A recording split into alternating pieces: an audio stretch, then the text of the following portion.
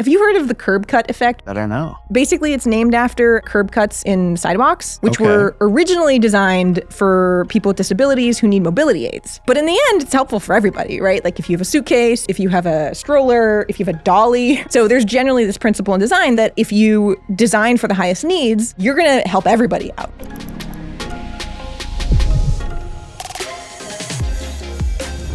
Hey, I'm Mark, head of design at Clair. Welcome to the HR Tech Trailblazers podcast. Today, we're joined by Vivien Caetano, Associate Managing Director on the financial health team at ideas42, a nonprofit that applies behavioral science to solve real-world problems. We've worked together for close to a year, and I'm excited to really dig into how behavioral science can reshape financial health in a practical and scalable ways. Vivien, welcome. Thanks. I'm excited to be here. So before we get into it, I'd love to know for ourselves and the audience, if you could tell us a little bit more about some of the problems that ideas42 tackles. Yeah. So as you mentioned, ideas42 is a nonprofit, and we're aiming to use behavioral insights from behavioral science to build better systems, build better products, and really support people in their outcomes. And we do that basically across any topic area. So I work in financial health, but we also have work in typical health.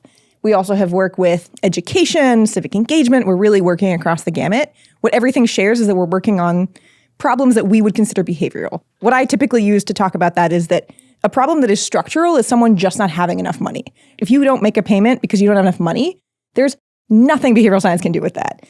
But if we're talking about getting people to, reach out if they can't make a repayment, right, and to let their bank or their financial provider know that they don't have the money, that's behavioral, because that's about sort of like human behavior and all. Another common example are intention action gaps. So people often want to save money, go to the gym, eat better, right? But just having that intention isn't enough to lead to action. And so our work is understanding what's happening there that's keeping people from following through on their intention. You talk about the behavioral science lens of things, and this definitely makes sense from a financial perspective for people with a little bit more extra income. But a lot of people, they don't really have the resources like time or even like the extra income to focus on these things. So can you help me understand how you apply behavioral science to this demographic? Yeah, I want to start first with behavioral science. So the crux of behavioral science and behavioral design is that context matters. And if you want to change people's behavior, you should focus on changing the context as opposed to the person. So there's two reasons I like to talk about why we focus on context. The first is that context really affects our behavior much more than we think it does. You could think about almost any life hack you see on the internet or that people use basically is behavioral design, right? If I don't have my credit card information saved on my phone to keep from making impulse purchases, that's me introducing a hassle factor into my life so that I'm not going to do this thing I don't want to be doing. Right? So our context really does affect our behavior more than we like to admit.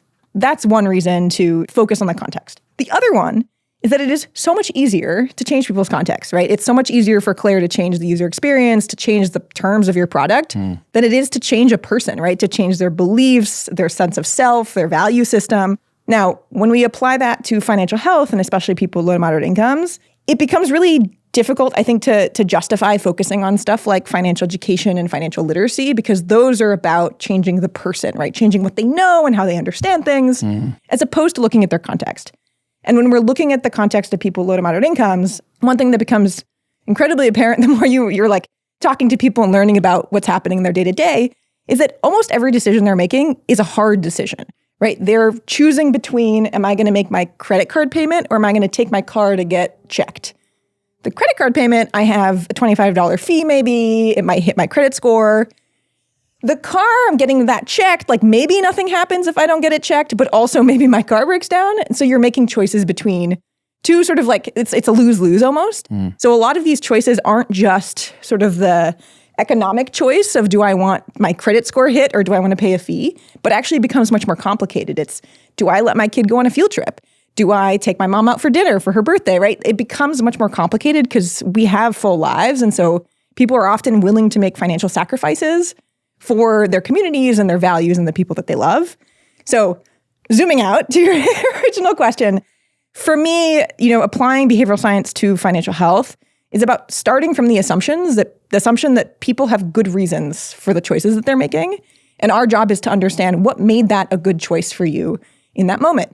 Then we can take that information and what we've learned and either change the product so it actually meets people's needs, or get rid of whatever barriers people talk about as the reason they didn't make a different choice. Interesting. I mean, it makes sense when you think about like anyone who's listening to this, like context matters, right? All those stories that you're bringing up or the examples you're bringing up, it's like it comes down to compromises, right? And that's what life is, right? When you have more resources, you certainly have compromises you have to make, but maybe your compromises might be, have lower stakes. Whereas like the people that you work with are Clair's users, the stakes are a lot higher. We see this in the user feedback all the time. We ran a survey back in September to around 2,000 users on Clair. And the question that really struck me when you were helping us design the survey was, well, Clair is this new behavior that someone's adopting, right? Mm-hmm. And that was a really interesting question, because then it gets to, well, if you didn't have this,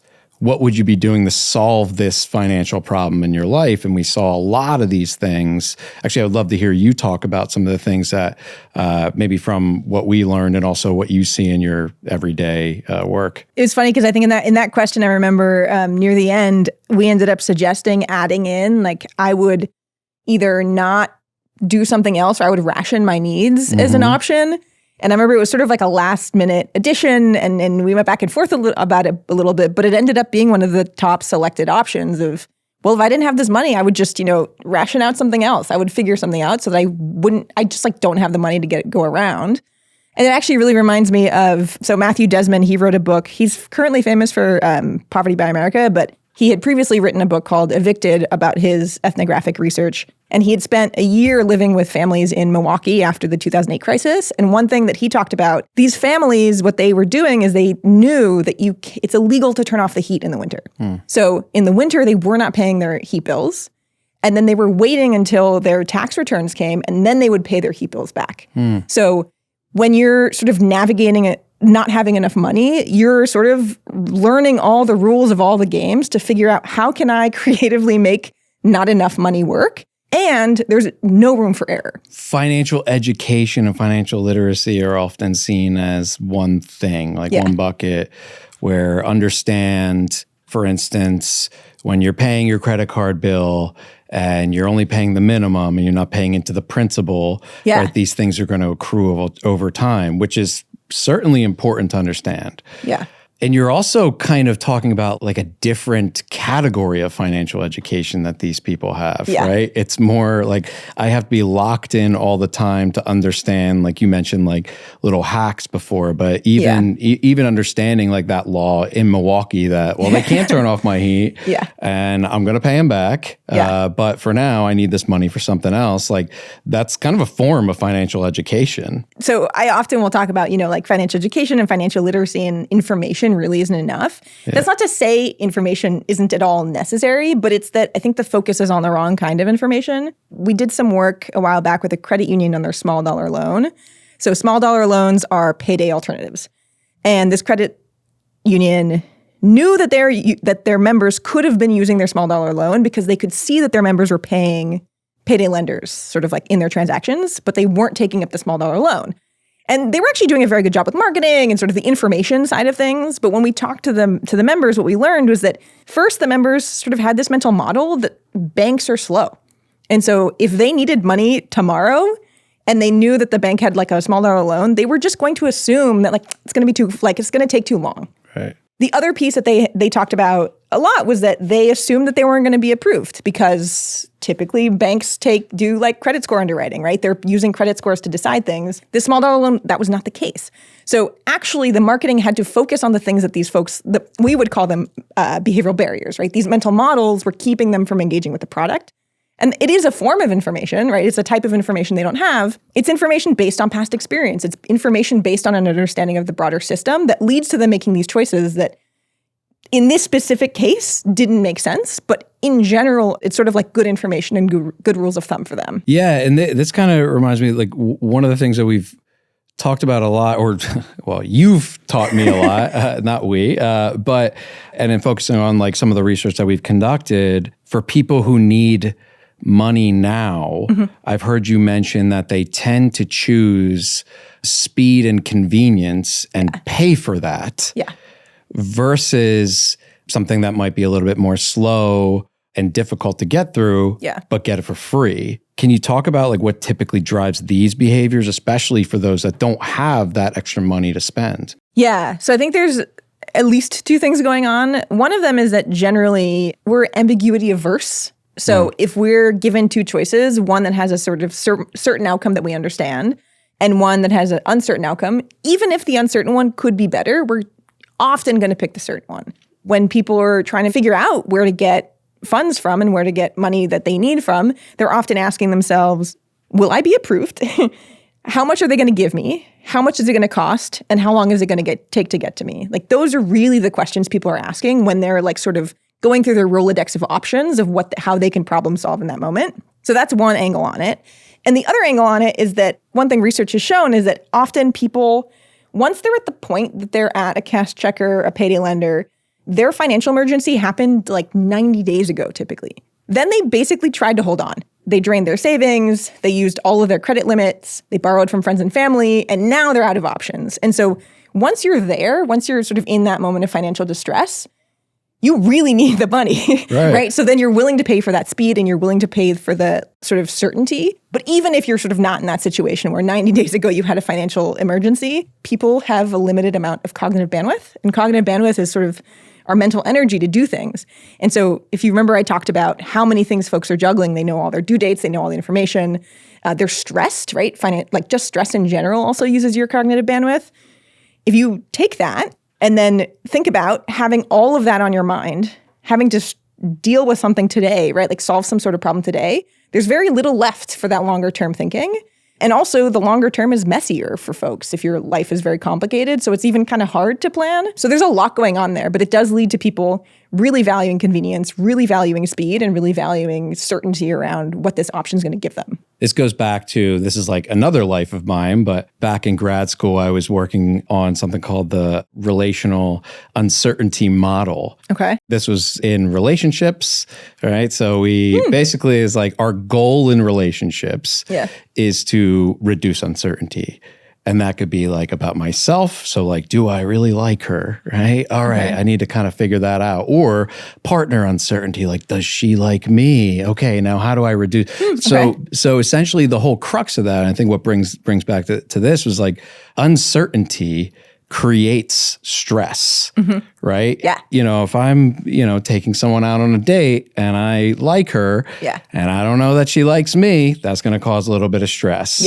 Yeah. Right. And so that kind of bring it back to like the financial side, it makes total sense, right? Like if this part of my life, I have no idea where I'm going to get this money from, plus I have all these problems that I'm currently trying to deal with. Yeah. Well, I'm going to go the fast, convenient, easy route and just pay for it. It's almost like you're paying for not to have that stress. Yeah. And I think like ultimately each of these individual things happens to everybody in any given month. It's just that when you have no room for error, those decisions end up mattering a lot. And actually one of the things I often talk about, have you heard of the curb cut effect? People talk about this with different... Curb cut effect? I don't know. It has several names, but basically it's named after the curb cuts in sidewalks, which were originally designed for people with disabilities who need mobility aids.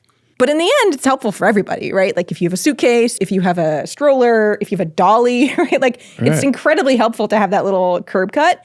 So there's generally this principle in design that like if you design for the highest needs, you're going to help everybody out, right? Like everybody's going to be better off. And we always see that with our projects also. We're designing for folks who have sort of the most complicated lives, the most sort of like cognitive load going on. And it helps everybody. We all get tripped up by hassles, right? No matter how sort of like easy and simple your life is. One example of some work that I really like talking about because it gives like a good arc of how we see our work playing out in terms of starting with one problem and then building out to really have larger impact was some work we've done it was started in 2017 in New York City around court non-appearance. So people receive a summons for, say, trespassing in a park or biking on the sidewalk, and you're supposed to show up to court if you get that summons. Most people don't know that. I actually saw earlier today, I think it's like 1 in 8 of people in jail are there because they didn't show up to a court date. So there's real implications if you don't show up. And so we ended up redesigning the summons itself. One of the things we did was the name of the summons was originally like information, complaint, something very generic. We switched it to criminal court appearance date, right? Very clear. This is a big deal. And then the actual form itself, the original, you just like the officer would write in the date and the time and the location. We switched it to be a little fill in the bubbles. So there's no potential for bad sort of handwriting to trip people up. And then we also sent reminders. This led to a 36% decrease in court non-appearance, which is incredible. And it was doubly impactful in these communities with lower wealth. Right. That's who we were really designing for, right? When we're thinking about our work, we're thinking about that more complicated context. But it still had a 36% decrease overall. So everybody benefited from it. It was just that the people with the lowest wealth had the most impact. Design is important. Yeah. Words are important. Yeah. And Yeah. it's not just aesthetic appeal or not just, put any type of copy on there, Yeah. right? It can have a really significant impact. Yeah. So on the point of design really mattering, I'll tell you about my favorite psychological effect, which is called the what the hell effect. So basically, the what the hell effect I like is, that. it's great. It was originally found in dieters in the 70s, I think, were the original studies, where they found that, people who are dieting, if they eat a piece of cake, they're sort of like, you know what the hell? I already ate one piece. I'm just going to eat the whole thing. And so basically the idea is that like in some cases, if you think about failure as like a discrete moment in time, once you fail, you're like, I'm going to fail harder, right? Versus if you think about like failure sort of like continuous, I failed a little bit, but I can still sort of like keep myself on track here. I think that's actually a great moment for design where in some cases design can actually prompt people to fall into this what the hell effect or like, you know what? Whatever. Like I'm already late. I already screwed it. So I'm just going to go do something else. Or I'm going to use this money for something else because I already sort of have done a bad job here. Versus if the language is more supportive or even prompts people to consider like, hey, if you make a $25 payment, that'll still help you out in these ways. Do you want to do that? Right. So there's like two components that underline many of these like financial health problems that you've mentioned. Certainly you got into debt, but also with credit scores as well. We also saw this in the financial survey that we ran together where one of the questions was, what are your top 3 financial goals? And we gave them about a dozen choices. And by far and away, the top 3 were savings, paying off debt, and credit scores. Like it probably tripled the fourth place goal. So Clair, like we think about different products and there's other companies that also think about this in the fintech industry. Where do you see that there might be like some blind spots there, especially from like a behavioral science lens? And what are your thoughts on some like responsible access to maybe funding for paying off debt? I'll talk about some this is very early, so we'll see where it ends up going. But we've been doing some research on understanding how much does the impact of a decision on your credit score affect that decision, right? Like how much are people really thinking about, well, this will hit my credit score, but this one won't? Like, is that really playing a role in how people make decisions? One of the things that's coming up really consistently is that, people know their credit scores. Self-reported credit scores are pretty accurate. We also see that people know their credit scores are important. They know that it's sort of a gateway to prosperity to a degree for them. And they sort of have visions of like, I would like to, when I get there, I'd like to have a high credit score. And tools like Credit Karma and Chase's credit journey tools, like these tools have made it sort of really common and popular for people to be monitoring their credit. That said, basically, it doesn't affect people's day-to-day decisions. The essentials still come up first. I think everybody we talked to said that they would prefer to take a large hit to their credit score than to be late on rent. So I think credit scores are this interesting thing where they really matter and they do affect people's long-term outcomes and people know that. And yet it may not necessarily affect their decisions. The other thing is, we've done a lot of work with organizations that are using cash flow underwriting and they're seeing a lot of success with that. They're, being able to offer credit to more and more customers. And I know with Clair, you guys have seen a lot of success with using alternate underwriting models. And I think to me, the thing that's really exciting about cash flow underwriting in particular is this opportunity to catch people before they fall, right? This idea that like 90 days ago, you had some sort of financial emergency and it takes you 90 days to get to the point where you've sort of exhausted all your options. So we want to avoid people getting there. And I think a lot of these alternate underwriting models are sort of an exciting opportunity to help people not get there. Right. So as we both obsess over financial wellness, especially for me, in designing for our Clair users, for our partners that we work with, on-demand pay is viewed as a benefit that their employers can offer to their employees. So looking at financial wellness and benefits more generally, what do good benefits look like in the audience that we're talking about? Before we get into benefits, I think that it's important to point out that wages are not keeping up with cost of living. So there's a certain point at which benefits are not going to help. And benefits are still really important. I think that with thinking about people's financial health, and also for the employer, like you want people who are productive, you want stable employees, you want employees who are going to stay. I think there's sort of both benefits that are going to help people in those acute moments. If my pipe bursts, even if I manage to like clean it up and get to work on time, I'm still going to have that in the back of my head, especially if I don't know how I'm going to pay for it. And actually Lift Up, the organization I'm on the board of, they've been offering small dollar loans to their employees with the idea of exactly these moments. Like you don't have to stress out. Like you have an option, it's low cost and it's going to be accessible to you. There's still challenges there because do people want their employer to know that they need a small dollar loan? Like, do you trust that your employer is not going to look badly on you or that your manager is not going to look badly on you, right? There's all kinds of social dynamics to think about there. But I think there's the angle of, addressing an acute problem in someone's financial life. And then there's, of course, the like keeping those problems from happening side of things. I will give a shout out to our friends at the Financial Health Network and Commonwealth. I think that they've done a lot of thinking around, this area of behavioral science and financial health and how benefits can really play an important role there. So if anybody's interested, they're a great place to look. That's a good transition to like, what are some kind of general trends you're seeing around financial health the last few years? And what is the trajectory looking like over the next few years? You have to predict the future here, by the way. Well, no. I'll do that. But I think it was funny when you asked me this question because I recently just had a little bit of a whiplash moment because Vanguard sends out these newsletters and their newsletter said that Americans are generally in a financially healthy position, which was odd to me because of just my work. But I live in a narrow sort of part of the world. But then we sort of a day later, I think, met with another nonprofit that has debt management programs, and they told us they're hitting record numbers of people signing up for debt management plans.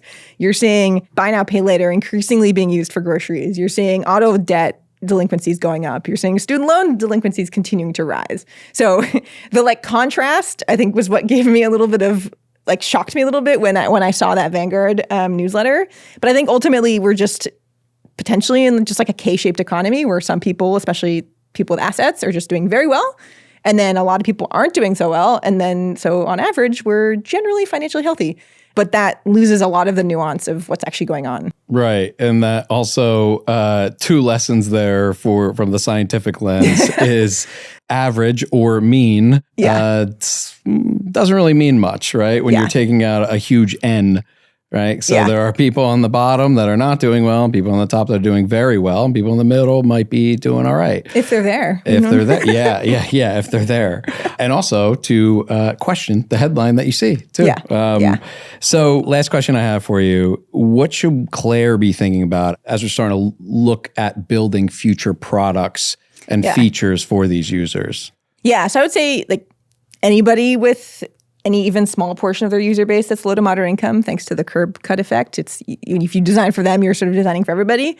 But I would say there's sort of like a two-piece model here. The first is thinking about really supporting people when they're in that financial distress, right? When they really need the money, when they have no options. Thinking about how can we support folks in that moment. Obviously, I understand business needs, you can't sort of be losing money, but supporting them with the goal of graduating them to products that are more profitable for the business itself, but also are going to support people in being stable, right? Which then you have customers who feel like a sense of reciprocity with you, right? You were there for them when they were in their a bad situation, but also they're more likely to be stable, right? They're more likely to take out future larger financial products, and they're going to be able to use the financial system to their own benefit, which is, I think, what it's there for. So I think really thinking about when people are in financial distress, let's support them out of it as a model for growth and a model for retention. Vivien, thank you so much for being thanks here. For having me. And that is it for the HR Tech Trailblazers podcast. Thanks for joining us, and until next time.